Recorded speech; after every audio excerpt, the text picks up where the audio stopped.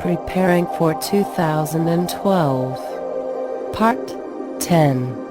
Man-made catastrophes.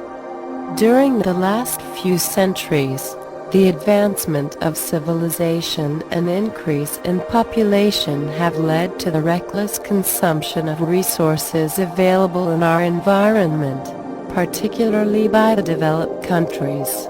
A major percentage of the world's population lives in ever-growing cities, creating a huge carbon footprint.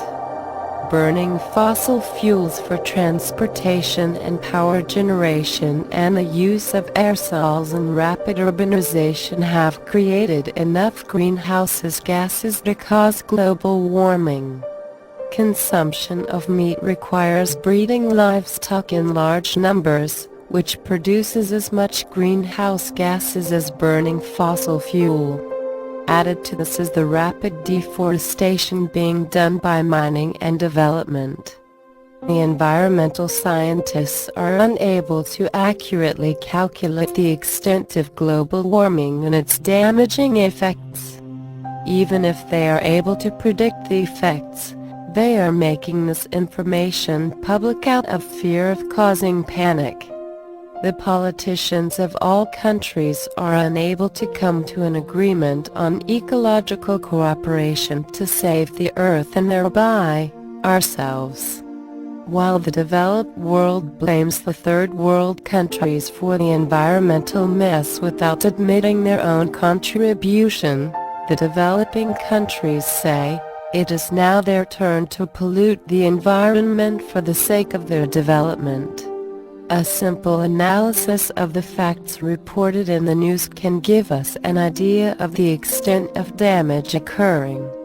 The immediate effect of rise in global temperature is the melting of the ice caps in the poles.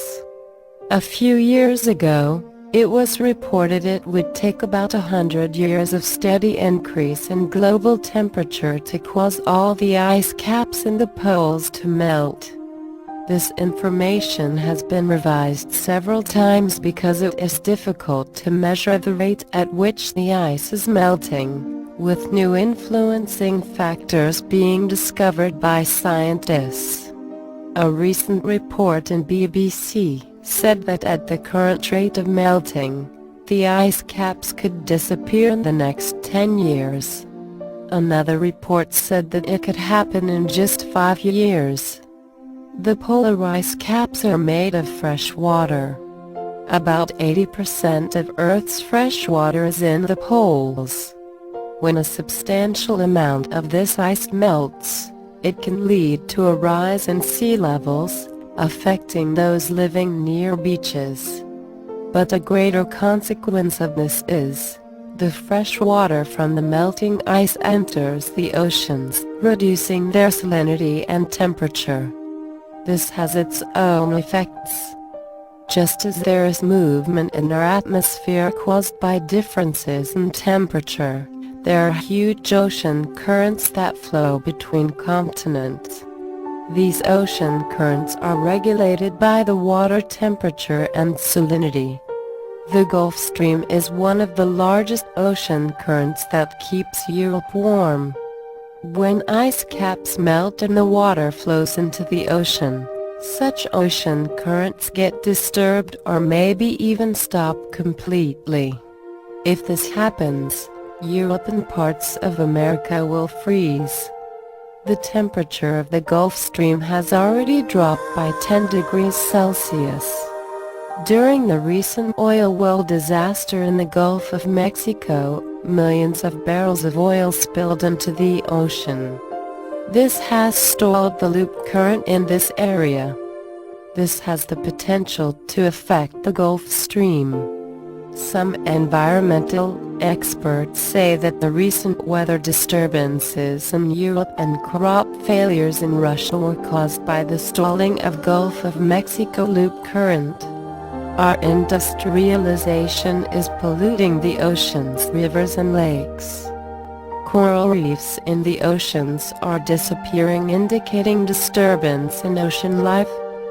Fishing has resulted in disappearance of some fish from the oceans. All these man-made disasters can only be prevented and reversed if the people of all the countries come together, and reversed if the people of all the countries come together and decide to do something about it. We cannot go on plundering our natural resources forever.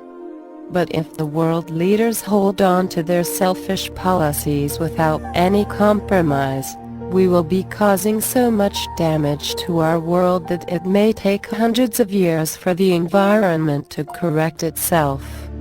The physical condition of the world today also reflects our spiritual condition.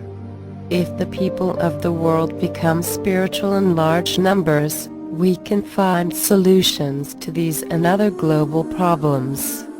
Continued in Part 11. Thank you.